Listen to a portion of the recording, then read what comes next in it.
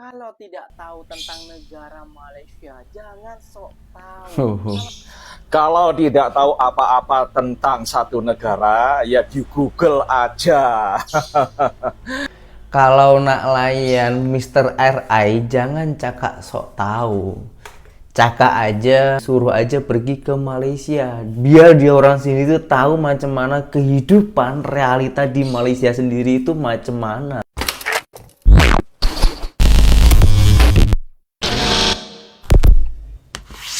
Hai, halo geng, assalamualaikum warahmatullahi wabarakatuh. Berjumpa kembali dengan saya Zainal Satori. Sebelum video ini saya mulai, gimana kabarnya kalian semua? Semoga semua yang menonton video ini baik-baik saja, dimurahkan rezekinya, selalu berpikiran yang positif dan dijauhkan dari mara bahaya oleh Tuhan yang Maha Esa.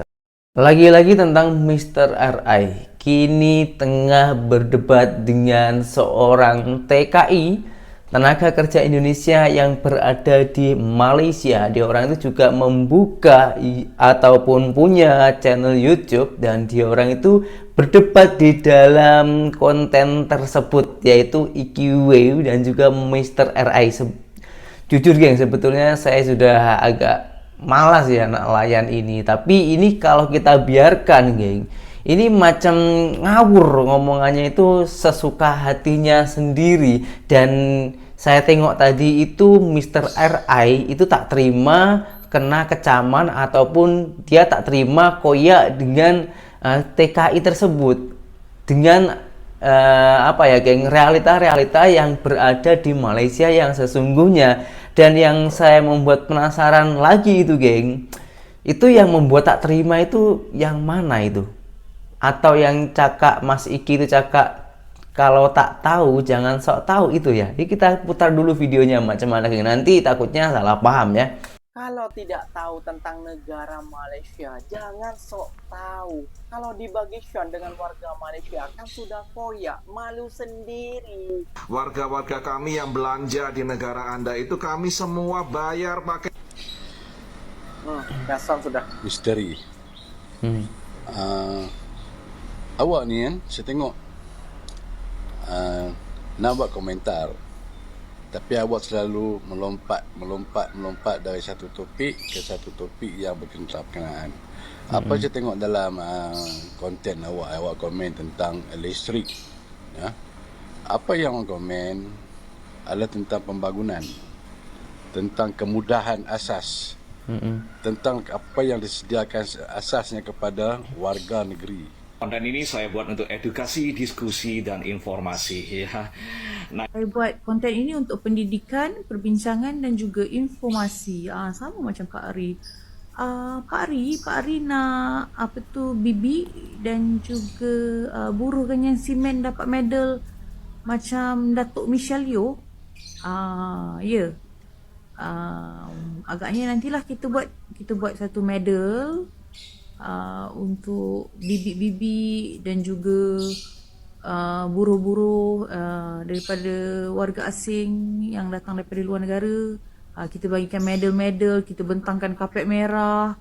Macam Oh, ternyata IQW itu reaction ya, yang ditayangkan itu netizen-netizen Malaysia, dia orang itu kecam Mr. RI macam itu. Nah, tapi Mr. RI itu saat ini tak terima, geng, tak terima dengan perkataan IQW tersebut, bukan kepada orang Malaysianya, tapi kepada orang Indonesia yang bekerja di Malaysia atau mengecam seorang TKI Malaysia, geng. Nah, tak terimanya itu macam mana? Kita tengok dulu, nanti baru kita ambil pendapat macam mana. Kalau tidak tahu tentang negara Malaysia, jangan sok tahu. Kalau tidak tahu apa-apa tentang satu negara, ya di Google aja. Pertanyaan Mas Iki itu yang kurang tepat, jadi sangatlah mudah untuk dibalas, geng ya. Karena pertanyaannya, kalau tak tahu tentang Malaysia jangan sok tahu. Kalau pertanyaan tak tahu, nah itu memang sangatlah mudah untuk mencari tahu di negara lain. Sekarang ini kan zamannya zaman modern ya, zamannya itu zaman sudah canggih gitu. Jadi cari aja di Google, semuanya itu sudah muncul. Sepatutnya menurut saya ya, kalau nak layan Mr. RI ini harus yang betul-betul detail, perkataan yang harus kita apa ya, geng, biar dia orang itu biar dia orang itu tak boleh balas pun biar dia orang itu boleh membuktikan. Jadi menurut saya alangkah baiknya cakap saja dengan Mr. RI. Kalau tak pernah ke sana, jangan cakap yang belum tahu atau yang belum nampak macam itu, biar Mr. RI ini tahu sendiri ke Malaysia sana, biar berkunjung sendiri ke Malaysia, macam mana di Malaysia, macam mana keadaan di Malaysia, macam mana kemajuan di sana, macam mana ketertiban di Malaysia, macam mana cara orang menanggapi pendatang asing, apakah sama dengan turis Malaysia yang datang ke Indonesia lalu dikatakan si buruk rupa itu gimana, atau tinggal sendiri macam mana pelayanan di Malaysia. Dan Mr. RI ini sudah banyak kecaman oleh netizen Malaysia, dan apabila dia orang itu pergi ke Malaysia, apakah diterima dengan rakyat-rakyat Malaysia sendiri? Nah, macam itu sepatutnya, Bang. Sekarang kita tengok dulu video kelanjutannya Mr. RI tadi. Kalau tidak tahu apa-apa tentang satu negara, ya di Google aja. Ini zaman Google, Mas, ya. Sampean orang Indonesia ternyata saya baru tahu ya. Ada yang BCI saya, ada yang ngasih tahu bahwa sampean orang Indonesia. Anda harus paham dengan bahasa saya, ya. Oke. Ini zaman informasi, zaman internet, nggak ada yang kita nggak tahu, ya. Betul, ya. Tadi itu ada, saya tengok kontennya Anda, itu ada mbak-mbak yang Anda stage di YouTube, ya. Di YouTube Anda stage, itu mbak-mbaknya lagi melancong, ya, berwisata di negara tempat kamu duduk sekarang ini, ya. Dia menceritakan pengalamannya mengisi BBM, ya, mengisi BBM self service, melayani diri sendiri, ya. Dia bilang, waduh keren gitu ya, asik ya, canggih gitu. Padahal itu biasa aja, ya. Nggak ada yang aneh, ya. Mbak-mbak itu baru melawat ke luar negeri, baru pertama kali mungkin ya. Saya heran ini, baru kayak nggak pernah kemana-mana ya, baru sekali ke negara seberang aja rasanya kayak gimana-gimana gitu ya. Itu orang-orang teman-teman di Indonesia kalau ke negara seberang itu jangan terlalu, mohon maaf ya, jangan terlalu katrok, jangan terlalu dueso ya. Biasa aja ya. Karena berarti ketahuan kamu nggak pernah main-main ke luar negeri ya, ke negara-negara yang jauh-jauh ya. Self-service itu sudah ada di Amerika Serikat dari dulu, di Australia dan lain-lain, karena biaya tenaga kerja mahal ya. Jadi sistem nanti ngisi bensin itu kita mesti ke kasir dulu, ngomong pompa nomor 3 misalnya begitu, 20 ringgit atau 20 liter, lalu kita bayar di kasir, kasirnya menginput apa yang kita bayar itu, lalu diprogram, lalu kita ke pompa bensinnya, kita ambil itu nozzle-nya itu ya, kepalanya, lalu kita masukkan di lubang bensinnya itu, kita jadi pegawainya SPBU. Ya, karena self service kan, kita ini jadi pegawainya SPBU ya. Nah, bagus mana, keren mana ya? Keren di Indonesia, Mas. Di Indonesia kita ngisi Pertamax, ngisi Pertalite di SPBU Pertamina, kita dilayani sama mas-masnya, sama mbak-mbaknya ya. Nggak usah capek-capek kita masuk ke kasir ya. Langsung bayar di situ, bayar di tempat, pakai QRIS bisa, pakai kartu kredit juga bisa ya. Lebih enak di sini, kita diladenin gitu loh. Memang bensinnya nggak ada subsidi, khususnya yang bukan Pertalite ya, kita bayarnya harga pasar. Kalau di pom bensin swasta macam Shell atau BP itu malah masnya itu menawarkan, Pak, kaca depannya mau dibersihkan nggak? Nah, itu kalau kita ngomong yes gitu ya, langsung disemprot pakai cairan sabun begitu, lalu di squeezy ya, di squeeze gitu ya, pakai alat squeezer itu ya. Itu dibersihkan, dikerok begitu kacanya supaya airnya turun, lalu dilap bersih kacanya. Itu pelayanan mereka tambahan. Yang swasta punyanya asing, itu pelayanannya begini. Harganya yang memang mahal, 1 liter berapa itu sekarang? 13.500 yang oktan 92 ya. Yang RON 95 mungkin hampir 15.000 mungkin ya. Ya itu memang harga sebenar-benarnya. Nah, itu konten kreator TikTok itu yang kamu stage itu, dia sampai komentar, waduh, ini harga BBM-nya murah banget. Nah, itu makanya orang-orang nggak tahu. Nah, teman-teman semua harus tengok Google. Di Google lagi, kenapa harga BBM di Malaysia bisa begitu murah? Ya karena disubsidi, ya. Subsidinya berapa harganya? Buka lagi Google, buka lagi Google ya, cari tahu, ya. Cari tahu berapa, ya. Harganya itu Rp2.05 di pompa bensin, tapi harga aslinya Rp3.30 atau Rp3.40, ya. Selisihnya berapa? 1 sen, kira-kira ruginya 1 sen 30, Rp1.30. 1 liter, ya. Kerajaan Malaysia rugi Rp1.30, harus kasih subsidi, ya. Jadi subsidi BBM sana Cemana sih ini banyak orang? banget loh. Lebih banyak dari Pertalite. Ya, dihitung aja, ya. Akibatnya apa kalau subsidi banyak? Ya diselundup-selundupkan ke negara jiran, ke Thailand dan lain-lain. Itu resikonya. Payah nih, geng. Pertalite kita juga disubsidi kan? Itu diselundupkan ke Timor Leste, ke Papua New Guinea. Ya itulah akibat dari subsidi. Ya. Siapa yang rugi? Ya kita sebagai pembayar pajak. Sekarang solusinya bagaimana? Dijual aja semua dengan harga pasar, ya. Lalu yang berhak mendapatkan bantuan itu pakai aplikasi, ditransfer aja berupa uang atau berupa kartu kode-kode diskon atau apa begitu kan bisa diakalin gitu loh. Tapi harga di pompa bensin harus harga pasar semua. Bisa naik, bisa turun, ya. Nah, sementara yang berhak menerima subsidi itu harus menggunakan aplikasi atau plat nomor di program, ya, dibatasi. Jadi nggak bisa seenak-enaknya orang beli lalu diselundupkan ke Papua New Guinea, diselundupkan ke Timor Leste, kita yang rugi. Itu harus dipikirkan, ya. Nah, ini di harian news Straits Times ya Malaysia ya. Ini tahun 2022 ini ada layanan ferry, ya, ini ferry ya, menghubungkan Semenanjung dengan Pulau Penang, ya. Pulau Penang saya sudah naik sekali, zaman itu masih Rp1.20. Oh, pernah ya ke Malaysia? Rp4.500, murah banget. Pergi dicas, balik dari pulau ke Semenanjung nggak dicas. Bayangin ya, 2000 berapa itu? 2.250 ya sekali jalan. 30 menit naik ferry ini. Surabaya Madura aja sekarang sudah 10.000.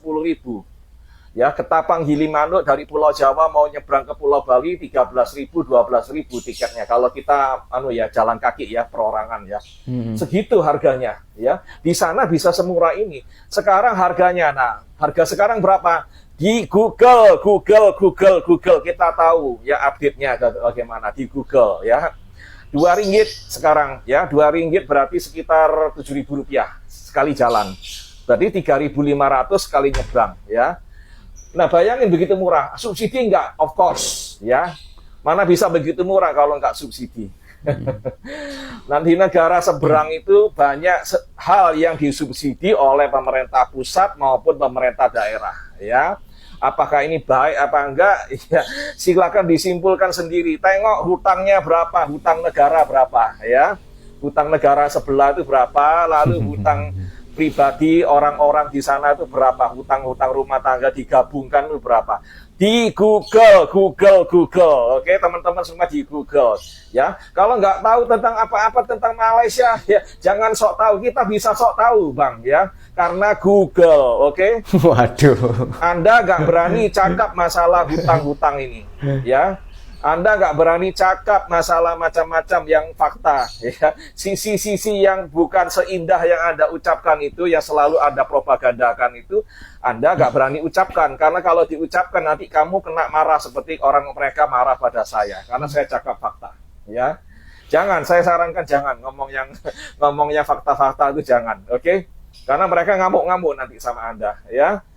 Jadi tetaplah dengan kontenmu yang indah berbunga-bunga itu ya, dan saya jadi counter narasinya biar penonton itu bisa mendapatkan informasi yang lebih objektif ya. Waduh. Teman-teman semua jangan mudah termakan propaganda ya, informasi satu arah satu pihak ya, yang baik-baik semua, yang indah semua ya. Banyak konten kreator kasus kacang lupa kulit yaitu ngomongnya selalu indah ya. Negara mereka ini yang mereka duduk itu, wah bagus, semuanya bagus, nggak ada masalah ya, nggak ada korupsi, nggak ada penyelewengan, kemudian nggak ada kasus ini, kasus itu, nggak ada skandal ya. Tapi kalau ngomongin negara sendiri, waduh, negara sendiri itu kayak neraka, kayak Waduh, kacau balau dan waduh. sebagainya. Itulah ironinya ya, kasus kacang lupa kulit ya teman-teman. Yang merasa konten ini bermanfaat, sebab itu kita harus cari informasi yang lebih objektif ya. Di Google sendiri jangan percaya omongan orang, oke? Oh, ternyata Mr. RA itu pernah ke Malaysia, tapi sejak di zaman dahulu kala, bukan yang baru-baru ini.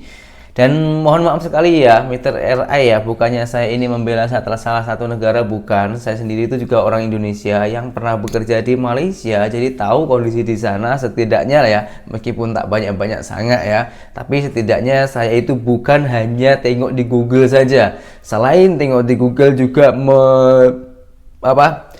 memberikan fakta di lapangan di sana, di lapangan, bukan hanya di Google. Karena kalau memang geng di Google itu semuanya ada, nak cari apapun semuanya ada, tapi belum tentu relevan, belum tentu itu nyata, belum tentu itu fakta. Seperti contoh aja geng, kita nak cari alamat orang memakai GPS ya, kita memakai alat bantuan GPS itu kan juga Google kan. Nah, kita pergi ke sana itu ada loh geng, yang di jalannya itu dibuat jauh sama Google Map itu ya. Ada juga yang diblosok-blosokkan sampai ke pelosok-pelosok hingga tak sampai tujuan. Nah, maka dari itu apa fungsinya kita ini hidup di dunia? Kita mempunyai mulut, mempunyai pikiran, mempunyai mata, ya kita jalan aja sendiri. Kalau kita memakai Google juga, tapi nanti kita apabila tak tahu arah, tak tahu jalan, kita tanya kepada orang terdekat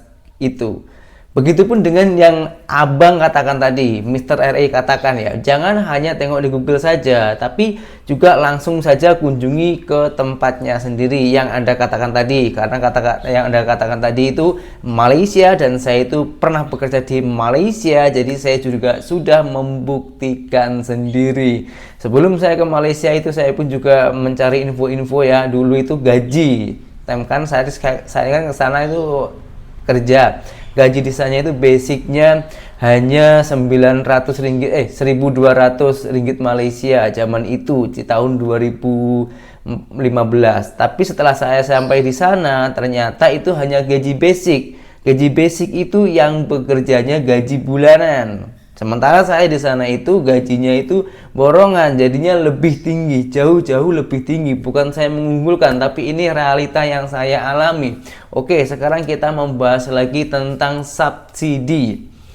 Namanya juga subsidi itu untuk rakyatnya, untuk meringankan rakyatnya. Di mana-mana negara kalau ngomongin masalah positif dan negatifnya, semua negara pasti ada. Jangankan Indonesia dan Malaysia, Amerika pun juga ada. Di sana pun yang miskin, yang kesusahan juga ada, banyak juga, sama aja. Cuman kenapa banyak orang-orang Indonesia itu yang menyamakan dengan Malaysia? Sebab Malaysia yang paling mudah untuk kita contoh kalau ada baik-baiknya. Kita sebagai rakyat kecil itu dibantu oleh kerajaan memberikan subsidi. Itu sebetulnya juga kemasukan dari kita sendiri. Kalau kita tak dapat subsidi, lalu uang dari negara mau dibagikan kepada siapa? Mau dimakmurkan kepada siapa? Ke negara lain gitu. Macam kita lah ya. Kemarin itu saya pernah reaction juga ya, orang Indonesia yang menangis-nangis karena harga jagung tak sesuai. Itu seorang petani ya, harga jagung tak sesuai dengan modalnya, dengan pupuk, dengan komposnya tak sesuai sampai menangis-nangis.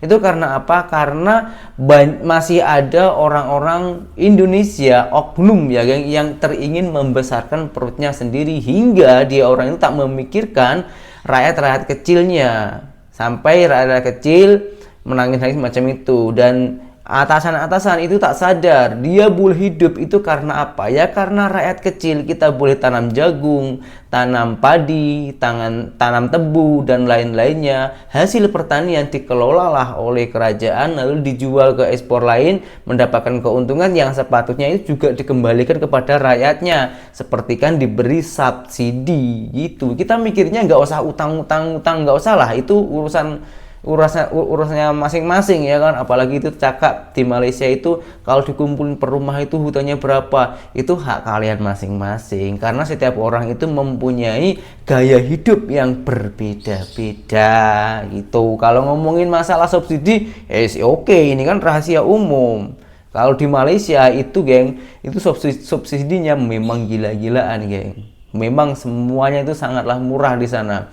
Sering saya cakap juga, sisanya kerja 1 hari boleh untuk makan satu keluarga 3-4 hari kalau kerjanya betul-betul ya. Tapi kalau orang malas jangan ditanyakan lagi, nanti kau bahas lagi. Kalau orang malas di mana-mana pun, macam mana mau hidup senang, nak cari makan sesuap nasi aja susah, itu kalau orang malas. Jadi macam itulah pencerahan dari dari saya ya. Entahlah ini kau kira ini kecaman atau pencerahan atau apa, terserah lah. Yang penting saya sudah menceritakan dengan ikhlas sesuai dengan fakta di lapangan dan juga googling. Jadi bukan hanya di media saja, tapi juga pergilah ke lapangan. Nah itulah Mr. Reddy ya. Kalau orang itu tak terima dengan kecaman saya, silahkan datang saja ke Malaysia. Macam mana kondisi kehidupan di sana, macam mana ekonomi di sana, dan di sana itu lebih banyak pekerjaan daripada orangnya. Maksudnya pekerjaan yang mencari orang, tapi kalau di Indonesia orang mencari pekerjaan sehingga banyak pengangguran di negara kita ini Pak Ji. Jadi kita ini harus saling membangun. Kita ini membangun agar di negara kita ini setidaknya itu mengurangi pengangguran lah, itu sajalah. Kalau Pak Ci itu cakap banyak lowongan pekerjaan, nah oke, silakan datang sini Pak Ci. Saya pun ada di Jawa juga, tak jauh dari Surabaya. Nah, nanti kita boleh kongsi-kongsi lah. Saya pun Pak Ci itu mau cari berapa orang pekerja di sini, banyak betul. Silakan cari saya Pak Ci ya. Dan semoga semua video yang saya tayangkan ini bukan berarti untuk mengadu domba, bukan berarti untuk pro dan kontra, tapi bertujuan untuk mencerahkan rakyat-rakyat kita agar boleh tahu dan juga boleh memberi wawasan, memberikan informasi kepada korang semua. Dan apabila semua dalam percakapan saya ada yang salah, tutur kata saya yang kurang sopan, saya mohon maaf yang sebanyak-banyaknya. Dan berjumpa kembali di video saya yang selanjutnya. Saya Zainal Story, seorang mantan TKI Malaysia. Salam TKI sukses. Assalamualaikum warahmatullahi wabarakatuh. Bye bye.